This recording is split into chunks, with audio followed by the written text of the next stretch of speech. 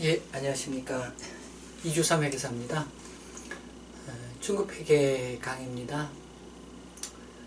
2014년 9월, 10월에 중급 회계를 강의하고 그 강의를 2014년 11월에 유튜브에 올린 적이 있는데요.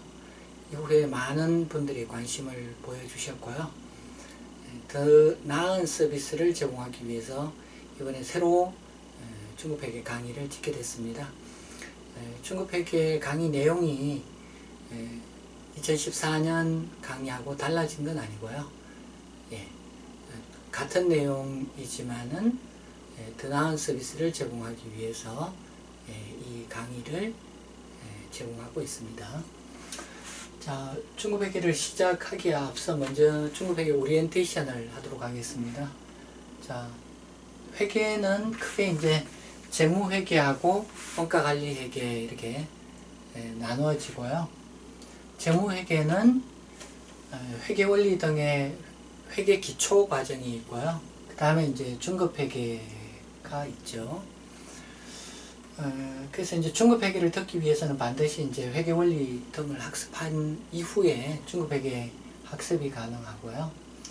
자, 중급회계를 마친 다음에는 이제 고급회계를 공부하는 경우가 있겠어요. 고급회계는 이제 합병, 연결, 파생상품 이런 주제들을 다루는 내용이고요.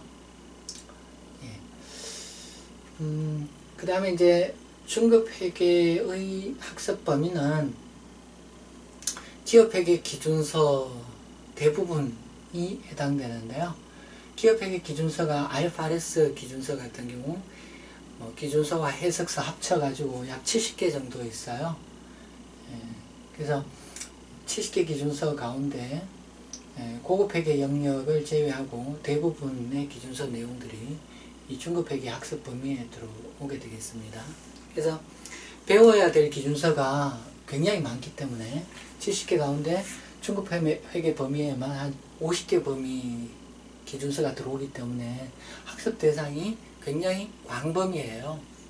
그래서 이 많은 기준서 해석서를 커버하기 위해서 중급회계 책들이 대부분 이제 1000페이지 이상 이렇게 1200페이지 정도 이렇게 범위를 갖고 있죠. 분량이 많죠. 그래서 분량이 많다 보니까 시간이 많이 소요된다, 그런 특징이 있어요.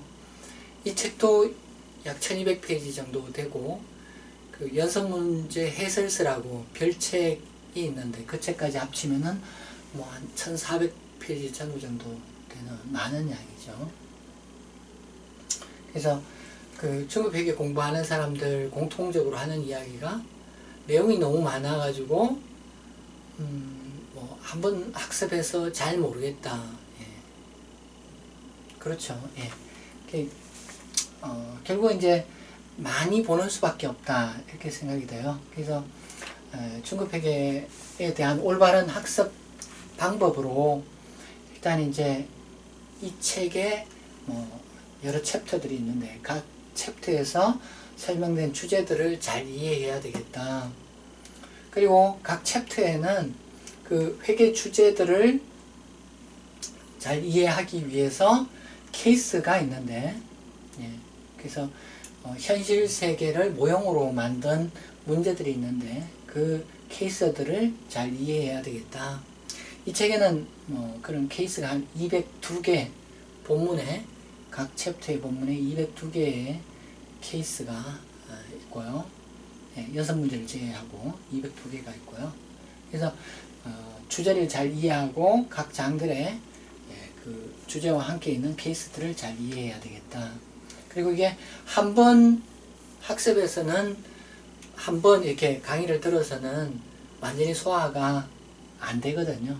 마치 우리가 이제 고등학교 때 수학 공부할 때 보면은 선생님이 수업 시간에 이렇게 강의를 하지만은 그것만 듣고 이제 시험 시기에는 무리죠. 그래서 혼자서 연습장과 펜을 가지고 연습해야 되는데요. 중급회계도 마찬가지입니다. 그 강의 한 내용을 혼자서 계산기와 노트를 펼쳐놓고 계속 이렇게 혼자서 풀어봐야지, 여러 번 반복해서 풀어봐야지 자신의 것으로 소화시킬 수 있다, 이런 생각이 들고요. 그래서 이 과정을 반복해서 이 주제를 완전히 이해하고 각 주제에 대한 케이스들을 완전히 이해했을 때, 완전히 소화가 됐을 때 중급회계와 관련된 어떤 주제의 시험도 다 소화가 가능하다, 그런 생각이 들어요. 그것이 객관식 시험이든 주관식 시험이든 어떤 시험이든지 이 과정이 잘 되면은 다 소화 가능하다, 저는 감히 자신있게 말씀을 드리고요. 자, 수업은 우리 이 중급회계 2판, 중급회계 2판, 이게 이제 그 이성준 회계사님하고 공저로 되어 있는데요. 그래서 이 책의 본문을 중심으로 본문에 있는 이론 설명, 그리고 본문에 있는 케이스, 이 두 개를 공부하게 되겠고요. 그 다음에 이 수업은 이제 프레젠테이션 화면을 사용해서 강의를 진행하게 됩니다. 그래서 이를 통해 가지고 제가 이렇게 구체적으로 설명하지 않아도 여러분들은 제가 무슨 말을 하려는지 대부분 이해하실 거라고 생각이 되고요. 그리고 이제 제가 이렇게 프레젠테이션이기 때문에 이게 분필로 쓰는 게 많지가 않아요. 이 케이스 풀이에만 제가 분필 쓰는 일이 있을 텐데요. 그래서 필기가 없기 때문에 필기 시간만큼 강의 시간이 그만큼 짧아진다. 그래서 다른 강의, 학원의 다른 강의들, 교수님의 다른 강의보다 훨씬 짧은 시간에 강의가 진행된다, 그런 장점이 있겠습니다. 그리고 이 수업을 통해서 혼자서 공부하는 것보다는 시간을 훨씬 단축시킬 수 있다, 이런 생각을 하고 있어요. 이게 이 수업을 듣는 분들이 대부분 이 책에 있는 용어들이 낯설지요. 문장이 낯설고. 그래서 이게 책을 읽다가 어떤 단어에 막히고 문장에 막히고 하다 보면은 그게 스트레스가 되고 그런 것들이 쌓이면은 더 이상 이렇게 진도 나가기가 힘들어요. 스트레스가 계속 쌓이는데 그걸 극복하는 것은 굉장히 어려운 일이죠. 그래서 혼자서 이렇게 공부하는 거하고 비교해서 제 강의를 통해서 학습을 하게 되면은 일단 강의 시간이 절대적으로 제 생각에는 혼자서 이렇게 참아내고 공부했을 때보다 한 3분의 1 정도의 시간만 소요될 것이다, 이렇게 생각이 들고요. 그리고 한 번 이렇게 강사가 강의해 주는 것을 듣는 것이, 강의를 수강하는 것이 혼자서 한 3번 공부하는 것 이상의 효과가 있다, 그런 생각을 합니다. 자, 그리고 이제 공부하면서 아주 중요한 사항이 있어요. 이게 혼자 공부하기 때문에 학습 분위기가 굉장히 중요해요. 주위에 나를 방해하는 게 없는지, 대표적으로 핸드폰 같은 게 한번 이렇게 삐리릭 울리면은 쳐다봐야 되고, 그 다음 그냥 그 내용만 보는 게 아니라 여러 가지 또 시간을 뺏기게 되겠죠. 그래서 이런 수업을 방해하는 게 없는지, 이런 것들은 끊어놓든지 해야 될 것 같고요. 그리고 수업 시간 중에는 제 수업의 내용을 같이 이렇게 따라와 주셔야 되겠어요. 그래서 제 수업과 함께 같이 머리를 쓰는 그런 훈련을 해야 되겠다. 혼자 그냥 우두커니 앉아있는 그런 시간이 돼서는 안 되겠다. 그래서 이 시간을 효율적으로 잘 써야 되겠다. 이거하고 아울러서 또 중요하게 생각하는 게, 공부하시는 분 몸 컨디션이 굉장히 중요한 것 같아요. 그래서 공부하는 분들은 충분히 수면을 취할 필요가 있어요. 그래서 반드시 12시 전에, 밤에는 12시 전에 취침하실 필요가 있고요. 취침 전에는 물이나 음식이나 어떤 것도 드시지 않고 충분히 이렇게 깊은 잠을 잘 수 있는 준비를 해서 취침에 드는 게 좋겠고요. 그리고 피곤한 상태로 공부하는 것은 굉장히 어려워요. 그래서 잠시라도 잠깐이라도 눈을 붙인 다음에 피곤하다면은 공부를 하는 게 학습 효율을 높이는데 좋겠다.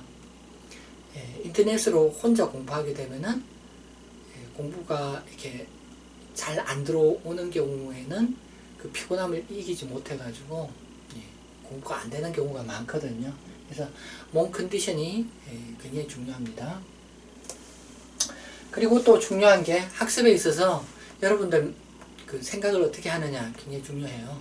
한 시간에 제가 새로운 개념을 100개를 이야기한다라고 했을 때 학습 태도가 이렇게 긍정적인 경우에는 그 대부분을 소화할 수 있지만은 그렇지 않은 경우에는 충분히 소화가 안 될 거거든요. 그래서 여러분들 학습에 있어서 좀 긍정적으로 생각하는 것이 학습에는 도움이 되겠다 이런 말씀 드리고요. 자, 그러면은 이제 책을 보면은요, 이 책은 총 25챕터까지 있어요. 그래서 1장부터 3장까지는 재무회계와 관련된 좀 이론적인 이야기들, 개념적인 이야기들이 많이 있고요. 4장 재고자산, 그 밑에 차입원가, 유형자산, 투자부동산, 무형자산, 자산손상, 그 다음에 금융자산 등 자산과 관련된 게 먼저 시작이 되고요. 그 다음에 이제 금융부채, 복합금융상품, 충당부채, 우발부채 이런 것들이 등장하고요. 그 다음에 이제 자본이 있어요. 그리고 이제 손익과 관련해 가지고 수익인식, 건설계약, 종업원급여, 주식기준보상, 법인세회계, 주당이익 이런 내용들이 있고요. 그 다음에 이제 리스, 회계변경 오류수정, 현금흐름표, 그 다음에 이제 재무보고 기타사항 이렇게 되겠고요. 이 강의를 통해서는 1장부터 24장 현금흐름표까지 강의를 하고요. 25장 기타사항은 약간 중요성이 떨어지는, 그래서 시험에 잘 안 나오는 내용이기 때문에 25장은 강의를 생략하도록 하겠습니다. 자, 먼저 제1장인데요. 1장은 개념적으로 아주 중요한 그런 내용은 별로 없어요. 그래서 1장은 좀 빠르게 보도록 할게요. 먼저 1절에는 회계원리에서 배운 내용들이 등장해요. 회계원리에서 배운 내용들. 그래서 회계원리에서 어떤 내용들이 등장했는가 한번 간단히 스캔을 해볼 거고요. 그 다음에 2절에는 회계정보의 수요와 공급해서 회계정보의 이용자가 누구인지, 그리고 그 회계정보 공급과 관련된 제도, 환경 이런 것들을 공부하게 되겠고요. 그 다음에 3절에는 회계 기준에 대한 이야기가 있어요. 그런 순서로 1장 수업이 진행되겠고요. 먼저 1절 거래와 재무제표. 그래서 분계, 원장 이런 것들 등장하는데요. 우리 책은 보면 아마 이게 2페이지에 있을 거예요. 그래서 2페이지에 보면은 2페이지가 2페이지에 보면은 example 1이 있는데, 다음은 전산 컨설팅을 목적으로 X1년 8월에 설립한 에이스전산의 거래이다. 그런 내용으로 거래가 8월 1일부터 8월 30일까지 거래가 있어요. 그래서 가령 이제 8월 1일 거래는 보면은 에이스전산을 설립하고 주주로부터 예금 5,000원을 자본금으로 납입받다. 기업의 자산부채 자본에 영향을 미치는 경제적 사건 이런 것들을 거래라고 하죠. 그래서 거래가 있으면은 이것을 재무상태표, 손익계산서 등에 반영하기 위해서 먼저 분계라는 것을 한다. 이런 거를 회계원리에서 배웠죠. 그래서 그 거래가 발생한 날짜별로, 가령 이제 이 거래는 이제 기업의 예금이라는 자산이 5,000원 증가하고 자본금이라는 게 5,000원 청구권이 생겼다. 주주의 청구권이 생겼다. 이렇게 차변, 대변에 걸쳐서 분계를 하게 되는데요. 그래서 분계를 하면은 분계된 내용은 이게 지금 예금이라는 자산이죠. 그래서 예금이라는 자산이면은 예금이라는 원장에다가 지금 예금 원장 차변에다가 이렇게 기록을 해야 되죠. 자본금은 오른쪽에 있기 때문에 자본금 원장 오른쪽에 이렇게 등장을 시켜야 되겠어요. 그래서 거래가 있으면은 분계가 있고 각 계정 과목에 원장에 기록하는 게 있죠. 기록하는 게 있죠. 그래서 이런 일들이 반복되고요.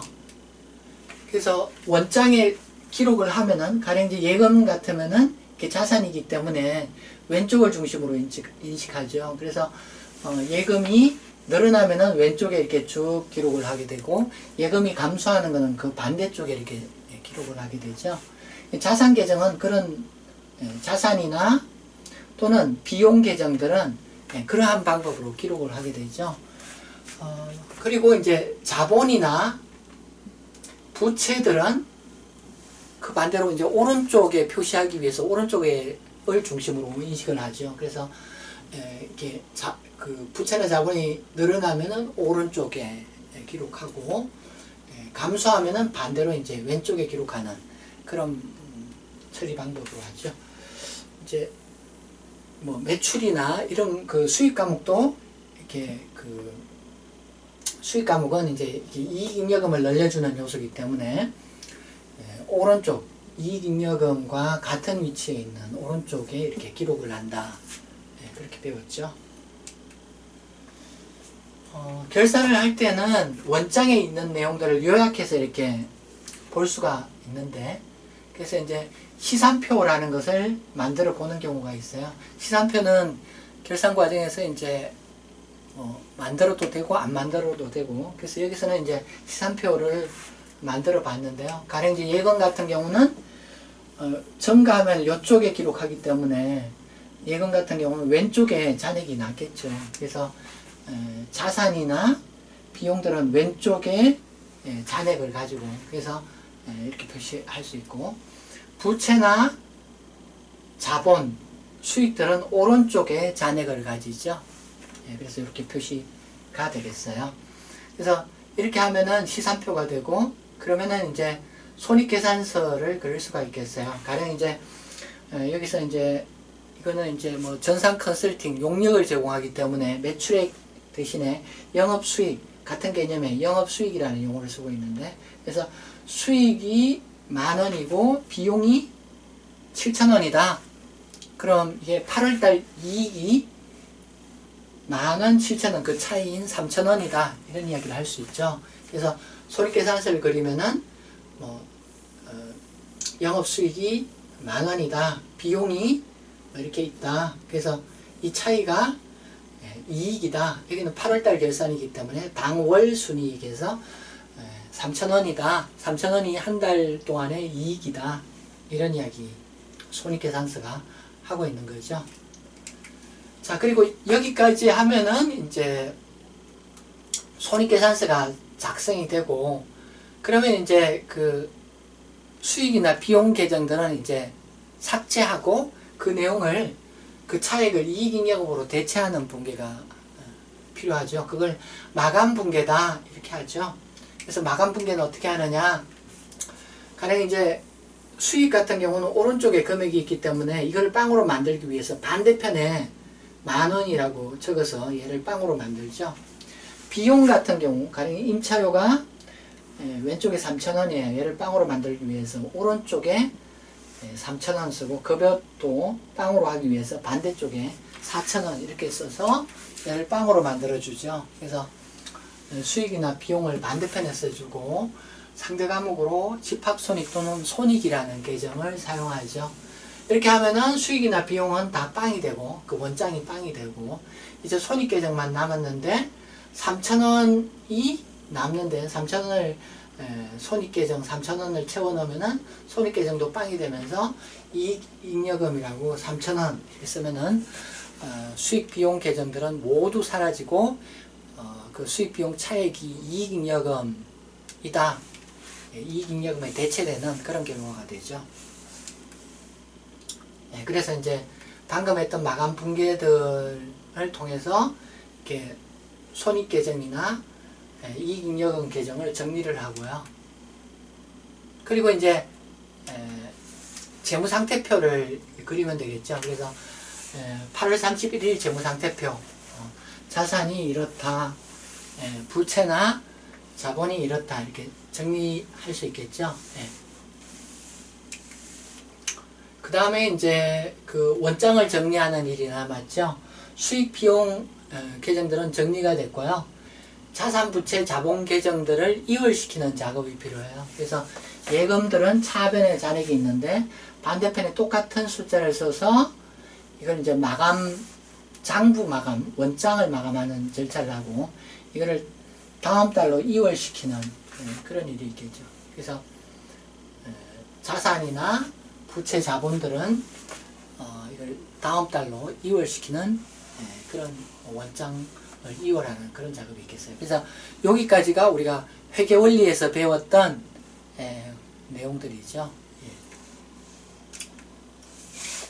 자, 1절에서는 이제 회계원리에서 배운 내용들을 간단히 봤고요. 이제 2절 보면은 2절이 이제 회계정보의 이용자가 누가 있느냐, 회계정보의 공급 환경이 어떠냐, 이런 이야기를 하고 있어요. 그래서 12페이지 2절을 보면은 회계정보의 수요와 공급이라고 있어요. 그 회계정보의 수요와 공급 이야기하기 전에 그 12페이지 위에 보면은 계정과목 총괄표라고 있어요. 계정과목 총괄표. 차트 오브 어카운트라고 해가지고 계정과목 총괄표가 있어요. 그래서 이게 이제 우리나라 교과서들에서는 잘 소개를 안 하고 있는데 왜 우리나라 교과서에서는 잘 소개를 안 하고 있는지 이해가 안 가요. 실무적으로 굉장히 중요한 위치를 가지는데, 그래서 계정과목 총괄표가 이런 거죠. 이제 그룹 회사 같은 경우에 회사들이 굉장히 많죠. 근데 결산을 하고 나면은 결산 과정에서 연결 재무제표, 그룹의 재무제표를 다 합쳐가지고 연결 재무제표를 만들어야 되는 그런 상황이 있는데, 이에 대비하기 위해서는 계정과목을 계획적이고 통일성 있게 사용해야 되겠어요. 그래서 가령 이제 그룹 재무제표에 그 매출 채권 및 기타 채권이다 이렇게 표시한다고 하면은 그 매출 채권 및 기타 채권이라고 공표되는 공표용 재무제표의 과목은 실제 기업 실무에서는 여러 가지 과목을 사용할 수가 있겠죠. 예를 들어서 외상매출금 원화, 외상매출금 외화, 바드럼 현물, 바드럼 수탁, 바드럼 전자 이런 식의 계정들을 사용할 수가 있겠죠. 그래서 이것들을 체계적으로 제정해 놓은 표가 COA라고 계정과목 총괄표라고 해요. 그래서 그런 게 있다는 거고요. 자, 이제 그 2절 회계정보의 수요와 공급이라는 걸 보도록 하겠습니다. 회계정보의 수요와 공급. 그래서 회계정보의 이용자가 어떤 사람이 있고 회계정보 공급과 관련된 제도나 환경이 어떤 게 있는지 보도록 할게요. 회계정보의 수요, 회계정보 이용자를 이야기하는데 먼저 일반 목적 재무보고서라는 게 나와요. 일반 목적 재무보고서. 우리 그 재무회계가 그 재무보고서를 만드는 최종 산출물이 재무보고서죠. 재무보고서인데 일반 목적이라고 하는 거는 그러니까 보편적으로 이용하는 재무상태표, 포괄손익계산서 등등의 보고서들을 일반 목적 재무보고서다 이렇게 이야기해요. 그래서 기업이 여러 이용자들을 위해서 일반 목적의 재무보고서를 산출하는데요. 그 개념체계에 보면은 이 재무정보의 이용자를 이렇게 세 개로 나누고 있어요. 그래서 투자자, 주식 투자자 이야기하는 거죠. 자, 그리고 이제 대여자, 은행과 같은 이제 뭐 돈 빌려주는, 기업에 돈을 빌려주는 그런 위치에 있는, 그 다음에 이제 기타 채권자 이렇게 나누고 있어요. 그래서 주요 이용자 첫 번째로 주식 투자자. 그래서 주식 투자자는 어떤 이유로 재무상태표 등의 보고서를 이용하는가. 그래서 주식 투자한다. 가령 나한테 이제 돈이 생겼다. 그래서 주식 투자를 할 때는 뭐 어떻게 해요? 뭐 일단은 이제 뭐 어떤 산업군에 투자를 할 건지 그 산업군의 현황이 어떤지 알아보고 그 중에 잘 나가는 회사는 어떻고 좀 못 나가는 회사는 어떻고 오래된 회사는 어떻고 새로 만들어진 회사는 어떻고 기술이 혁신적인 회사는 어떻고 좀 올드한 기술을 가진 회사는 어떻고 그런 것들을 조사해 가지고 그 다음에 이제 회사들의 어떤 장래에 기업들이 돈을 많이 벌 건지 그래서 주가가 많이 오르고 배당을 많이 줄 건지에 대한 어떤 추정이 필요하죠. 판단이 필요하죠. 그래서 그런 의사결정을 위해서는 재무정보가 필요하죠. 구체적으로 재무제표가 필요한 거죠. 그런 목적으로 투자 목적으로 투자자들은 기업들의 재무제표들을 이용하게 되겠죠. 그리고 아울러서 내가 그 투자하고 있는 주주로 있는 회사의 경영자들이 기업을 제대로 경영하고 있는지 감시할 목적으로 역시 재무제표가 필요하겠어요. 그래서 가령 이제 재무제표를 보니까 경쟁기업보다 올해는 성과가 낮아요. 그래서 성과가 낮은 이유가 뭔지 확인해 가지고 혹시 경영진이 무능해서 그런 건 아닌지 그런 것들. 그래서 경영진이 제대로 하고 있는지 기업을 감시할 목적으로 그런 재무제표들이 필요하기도 하죠. 그래서 주식 투자자는 이런 목적으로 재무제표들을 이용하게 되겠고요.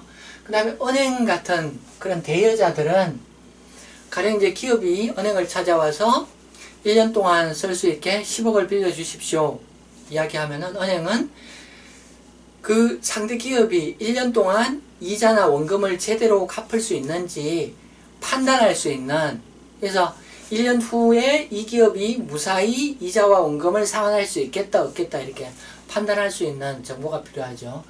거기에 주로 사용되는 게 여러 가지가 있겠지만은 재무제표도 그 판단 요소가 되겠어요. 그 다음에 기업과 거래하는 기업에 재화나 용역을 공급하는 그런 등등의 이용자들도 있을 거고요. 그래서 개념체계에서는 재무제표의 주요 이용자로 주식 투자하는, 돈을 빌려주는 기타 채권자, 이렇게 세 가지 부류로 이용자들을 나누고 있어요. 자, 그 다음에 회계정보의 이제는 이제 공급에 대해서 보도록 할게요. 자, 여러 정부 이용자들이 있어요. 근데 그 정부 이용자들이 돈을 내고 기업의 재무제표를 이용하느냐? 그렇지 않죠. 공짜죠. 우리나라 다트라고 금융감독원이 운영하는 다트에 들어가면은 우리나라 상장 기업들 또는 외부 감사를 받는 기업들에 대한 재무정보를 볼 수가 있어요. 그런 정보를 대중들은 무료로 얻을 수 있죠. 거기에 반해서 기업 입장에서는 그런 정보들이 상세히 나가면 나갈수록 기업은 오히려 그 대중들로부터 공격을 받을 수가 있어요. 어떤 기업이 버진 아일랜드의 텍스헤븐 지역에 페이퍼 컴퍼니를 만들어서 탈세를 하고 있는 것 같다. 이런 정보를 캐내 가지고 기업을 공격할 수도 있어요. 그래서 기업 입장에서는 회계정보 공급이 돈을 받는 것도 아니고 직접적으로 돈을 받는 것도 아니고 그 회계정보 공급을 통해서 기업이 공격을 받을 수 있기 때문에 경영자는 회계정보를 가능하면은 제한적으로 제공할 그런 의사가 있어요. 그래서 이걸 제도적으로 강제화하지 않으면은 정부 이용자들이 회계정보를 이용할 수 없는 그런 상황에 처하게 되죠. 그래서 기업이 제공해야 되는 회계정보에 대해서 법률적인 규제가 있어요. 예, 회계정보의 생산과 공급에 대해서 규제가 있어요. 그래서 오늘 이야기하게 될 기업회계 기준에 회계정보의 생산과 공급에 대한 많은 내용들이 상세한 내용이 들어가 있고요. 기타 우리나라의 상법, 그리고 주식회사의 외부감사에 관한 법률, 외감법이라고 간단히 이야기하는데요. 외감법에도 일정 규모 이상 회사는 제3자인 외부감사인의 감사를 받아라. 그래서 전문가인 공인회계사들이 기업의 재무제표 정보 생산, 그 생산된 결과에 대해서 감사를 하도록 그렇게 규정이 있고요. 그리고 이제 그 거래소나 코스닥 시장에 주식이나 채권을 상장한 기업들은 굉장히 많은 정보들을 공시하도록 법에서 요구하고 있어요. 그래서 제도적으로 기업이 반드시 이런 내용으로 이런 양의 정보를 이런 때에 공급해라, 그렇게 법률적인 강제가 있고요. 그리고 이제 반드시 이제 법률적인 강제에 의해서만 기업이 회계정보를 생산하고 공급하느냐, 이게 이제 그렇지 않고 기업이 자발적으로 회계정보를 생산하고 정보를 자발적으로 공급하는 그런 측면도 있어요. 자본시장에서 기업이 정당한 평가를 받으려면은 충분한 재무정보가 시장에 제공되어야 되겠죠. 그리고 혹시 이제 분식회계를 하거나 해서 경영자의 명성에 훼손이 되면은 자본 그 경영자 시장에서 헤드헌터들이 경영자들을 스카우트하곤 하죠. 그런 헤드헌터 시장에서 불명예를 안게 될 거고요. 그리고 회사의 명성이 좋게 유지돼야만이 어떤 대외적인 기업 활동에 이점이 있겠죠. 그래서 자발적으로 회계정보를 생산해서 공급하는 그런 것도 회계정보 공급의 한 요소다, 이렇게 이야기할 수 있겠습니다. 자, 그리고 이제 우리 책 15페이지에 보면은 회계의 사회적 기능에 대한 이야기가 있어요. 회계의 사회적 기능. 회계의 사회적 기능. 여기 1번, 2번 있는데 2번부터 볼까요? 회계가 어떤 그 투자자들이 투자하는 데 있어서 가치평가의 자료를 제공한다, 그런 사회적 기능을 하고 있다고 이야기할 수 있겠죠. 회계정보가 없으면은 투자자들이 기업을 평가하는데 에러가 있을 거예요. 그래서 회계정보가 투자 목적의 가치평가에 유용하다, 이런 이야기를 할 수 있겠고요.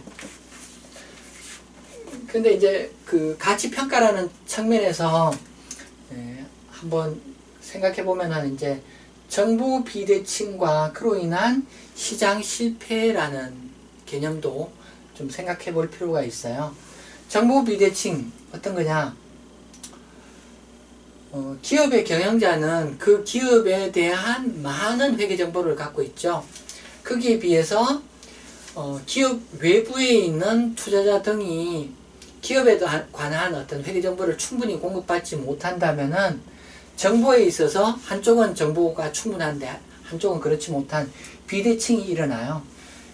이러한 상황은 큰 문제를 야기할 수 있어요. 가령 이제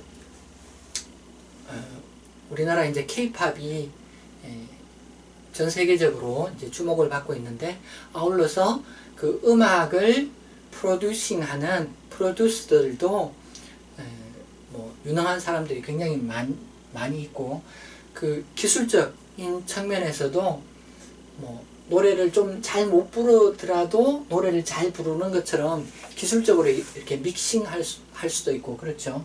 그런데 노래를 잘 부르는 사람, 노래를 잘 부르는 가수, 또 잘 못 부르는 가수, 이 두 개에 대한 충분한 정보가 주어지지 않으면은 모든 가수들이 좀 획일적으로 평가받을 수가 있어요. 그래서 노래를 잘 부르는 사람, 잘 못 부르는 사람이 제대로 평가받기 위해서는 그 노래 실력이 어느 정도인지에 대한 정보가 주어지는 게 바람직하겠죠. 기업의 재무 정보도 마찬가지예요. 기업들 가운데는 퍼포먼스가 아주 뛰어난 기업이 있는가 하면은 퍼포먼스가 아주 불량한 그런 기업도 있겠죠. 그래서 이게 차별화되는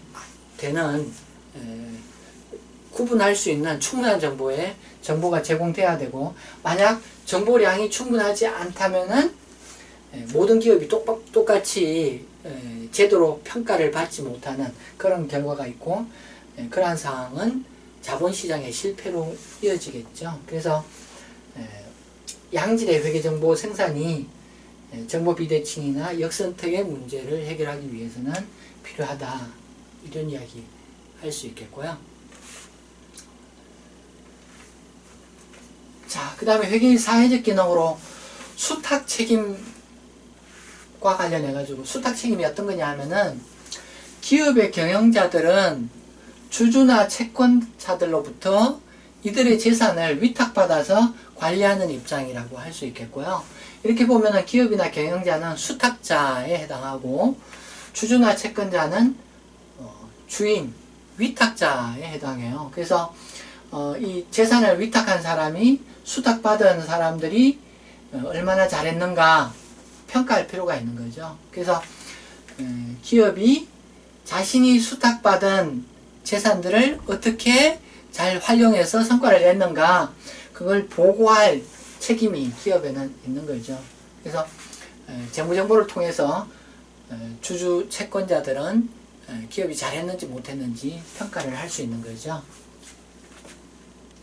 자, 수탁 책임과 관련해 가지고 참고해야 될 말이, 경영자의 도덕적 해이라는 게 있어요. 도덕적 해이.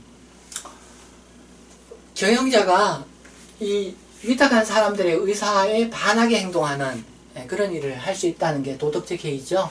가령 이제 기업의 경영자가 주주 몰래 비자금을 만든다.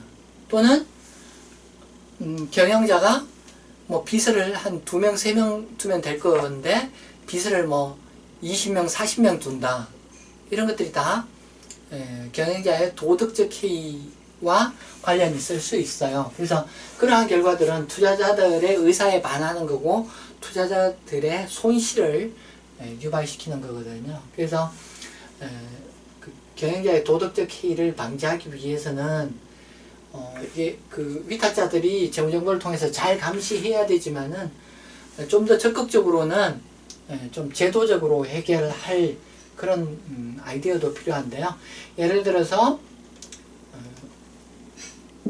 스탁 옵션 같은 거를 경영자에게 부여해서 경영자가 뛰어난 퍼포먼스를 내는 경우에는 스탁 옵션으로 이를 보상하는 제도가 있을 거고요.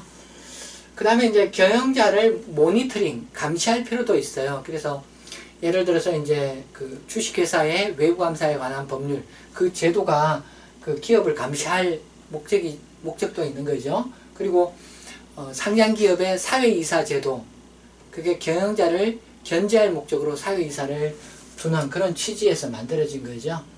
네, 그래서 이런 제도들. 그 다음에 채권자 입장에서도 그 기업을 견제할 그런 방어책을 생각할 필요가 있을 수 있는데요. 예를 들어서 대출은행이 기업한테 돈을 빌려줄 때 어떤 조건을 걸 수가 있겠어요. 예를 들어서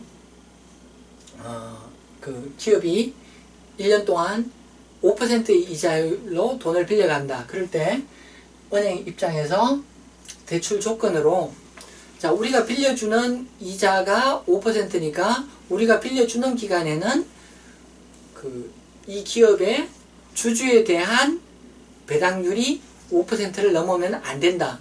예를 들면 이런 식의 어떤 규제를 하는 것도 이런 경영자의 도덕적 해이를 방어하는 한 방법의 하나가 될 수도 있겠다. 예, 그런 이야기 할 수 있겠어요. 자, 여기까지 해가지고 이제 그 16페이지까지 했고요.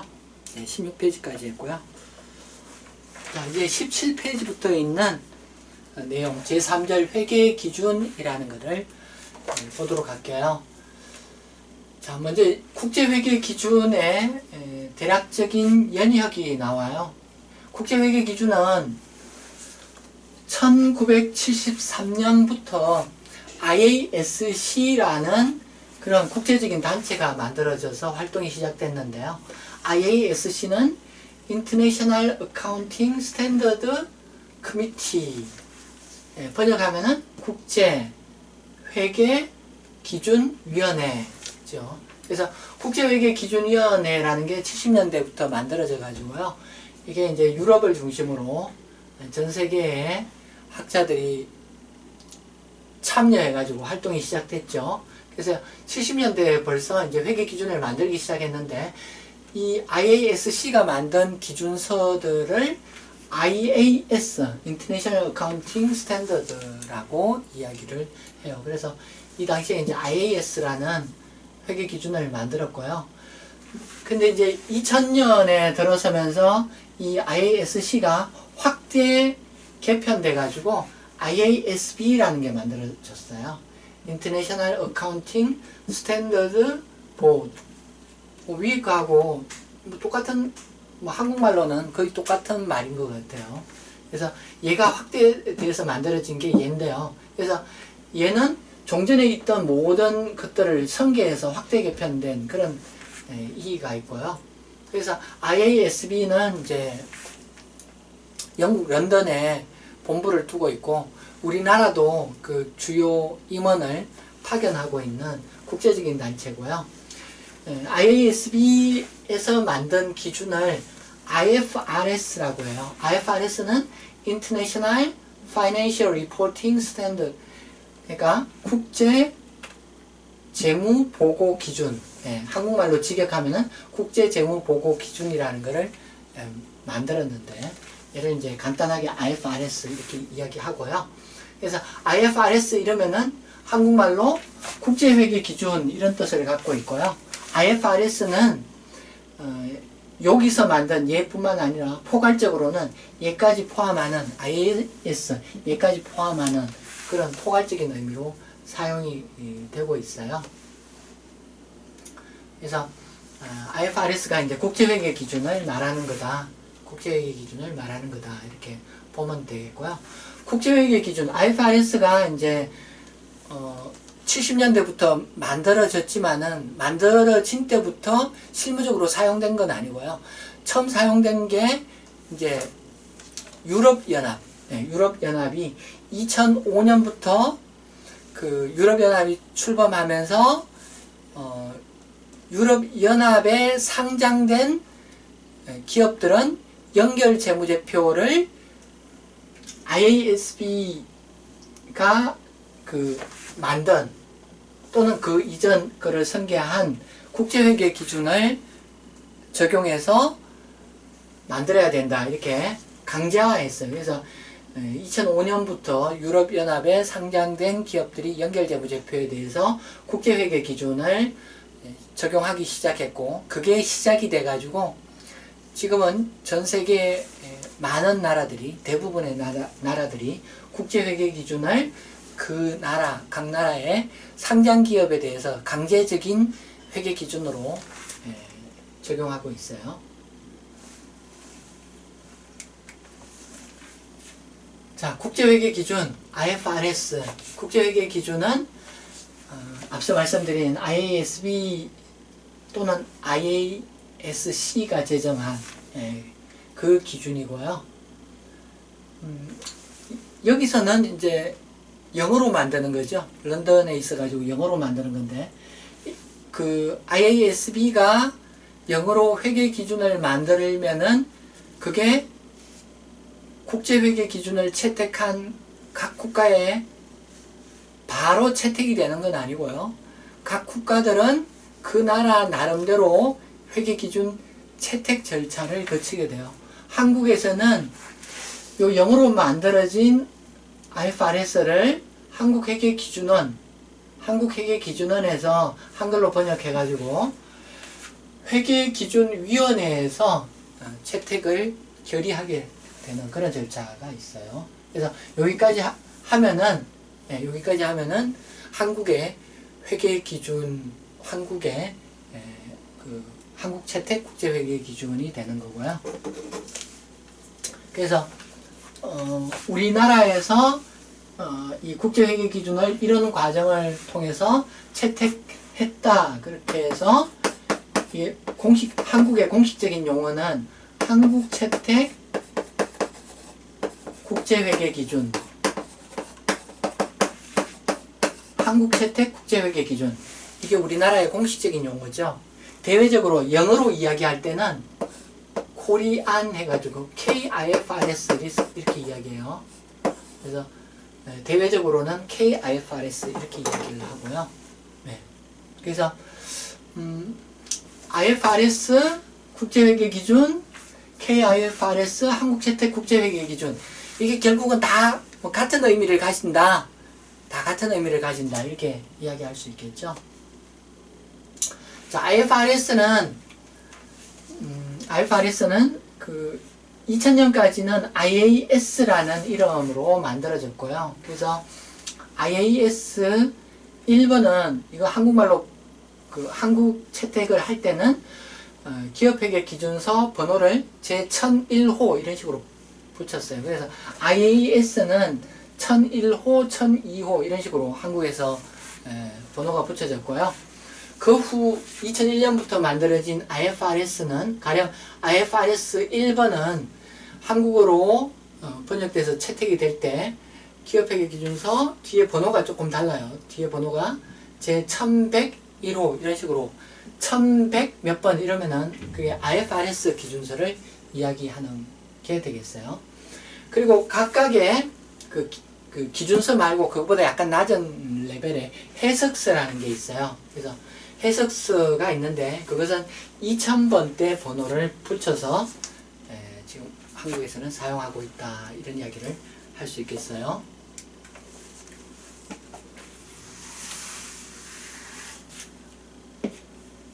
자, IFRS를 이제 유럽에서 처음 채택할 때 유럽의 상장기업, 유럽 내에 자본시장에 상장한 상장기업에 대해서 의무적으로 적용하도록 했는데요. 그래서 나머지 기업들은 그 유럽 각 국가들이 채택한 회계 기준을 적용하고 있어요. 그래서 지금은 이제 회계 기준이 여러 개 존재하는 그런 상황이에요. 그래서 우리나라도 그런데요. 국제회계 기준이라는 게 있고 또 뭐 일반 기업 회계 기준 등이 있어요. 그래서 좀 전에 설명드린 국제회계 기준은 상장기업, 지금 우리나라 상장기업이 한 1800개를 왔다 갔다 하는데요. 상장기업이나 상장 예정 기업들이 국제회계 기준을 적용해야 되고요. 그 다음에 비상장 금융회사, 일부 예외가 있는데 비상장 금융회사가 아무래도 비상장 금융회사들은 국제적인 거래가 많죠. 그렇기 때문에 비상장 금융회사도 의무적이고요. 그리고 예금보험공사나 한국자산관리공사 이런 공기업들도 국제회계 기준 적용이 우리나라 법률에서 강제화되어 있고요. 요 세 개는 우리나라 법률에서 강제적으로 국제회계 기준을 적용해야 된다 해서 국제회계 기준을 적용하는 케이스고요. 자발적으로 선택할 수도 있어요. 이 국제회계 기준 적용 대상이 아닌 나머지 기준을 적용 대상일지라도 이런 기준 적용 대상일지라도 자발적으로 국제회계 기준을 적용하겠다. 그것도 가능합니다. 자, 그리고 일반 기업회계 기준이라는 게 있어요. 일반 기업회계 기준은 주식회사의 외부감사에 관한 법률 적용 대상인 기업들은 일반 기업회계 기준을 적용해야 돼요. 국제회계 기준이 이게 한 3000페이지가 넘거든요. 일반 기업회계 기준은 이 프린트하면 한 1000페이지가 좀 안 돼요. 3분의 1에 못 미치는 그런 분량을 갖고 있는 이 국제회계 기준을 참고하고 또 우리나라 전통적인 회계 기준을 참고하고 해서 만들었기 때문에 뭐 옛날 기준하고 지금 그 제일 앞서가는 국제회계 기준하고 약간 믹스된 감이 있고요. 국제회계 기준은 이게 굉장히 좀 복잡해요. 이게 기준서가 뭐 기준서 1번, 2번, 3번 쭉 나열했을 때 이게 아무런 의미 없는 만들어진 순서대로 번호가 붙여진 그런 기준서라 가지고 이 기준서들이 좀 뒤죽박죽이에요. 근데 일반 기업회계 기준은 좀 상당히 체계적으로 만들었어요. 그죠? 좀 체계적인,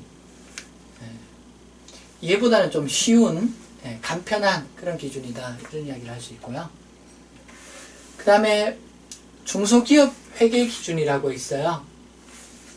뭐 여기 저는 이 용어가 좀 적절하지 않다고 생각되는데, 왜냐하면 이렇게 말을 붙이면은 중소기업에 적용하는 회계 기준인가? 이렇게 생각할 수 있거든요. 근데 그게 아니고요. 여기 이제 일반 기업 회계 기준이 외관법 적용 대상 기업들이 적용해야 되는 기준서다.